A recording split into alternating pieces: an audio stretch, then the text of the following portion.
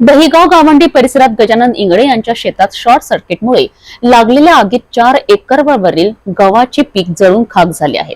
या घटनेत शेतकऱ्यांचे लाखोंचे नुकसान झाले असून या संकटात शासनाने तात्काळ मदतीचा हात द्यावा अशी मागणी होत आहे।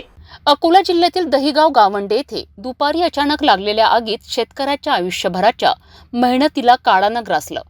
शेतकरी गजानन इंगळे यांनी मोठ्या आशेने यंदा 4 एकरमध्ये गव्हाची लागवड केली होती।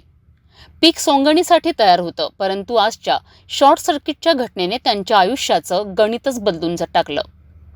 आग लागल्याचे लक्षात येताच आजूबाजूच्या शेतकऱ्यांनी धाव घेत आग विझवण्याचा आटोकाट प्रयत्न केला, पण उन्हाच्या तडाख्यात आणि वाऱ्याच्या झोतामुळे आग काही नियंत्रणात आली नाही आणि गव्हाचं संपूर्ण पीक जळून खाक झालं।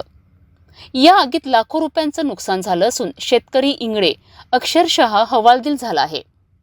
शासनाने या घटनेची तात्काळ दखल घेऊन आर्थिक मदत करावी अशी मागणी शेतकरी संघटनांसह ग्रामस्थांनी केली आहे। यांचं हे 4 एकर शेत या डीपीवर शॉर्ट सर्किट झाल्यामुळे 4 एकर गहू जळून खाक झाला आहे। तरी शासनाने याची दखल घेऊन यांना आर्थिक मदत द्यावी अशी माझी कळकळीची विनंती आहे। मी तसा सातत्यानं हजर असल्यामुळे तरी मी एकटं काही करू शकलो नाही। गावातील 50-50 मंडळी इथं येऊन मला मदत केली व माझ्या साहेबाचा गहू वाचवण्याचे प्रयत्न केले, पण या आगीमुळे नाही वाचू शकले।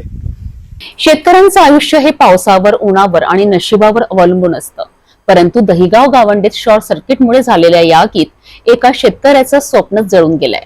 या संकटात शासनाने तात्काळ मदत करून शेतकऱ्याला दिलासा द्यावा।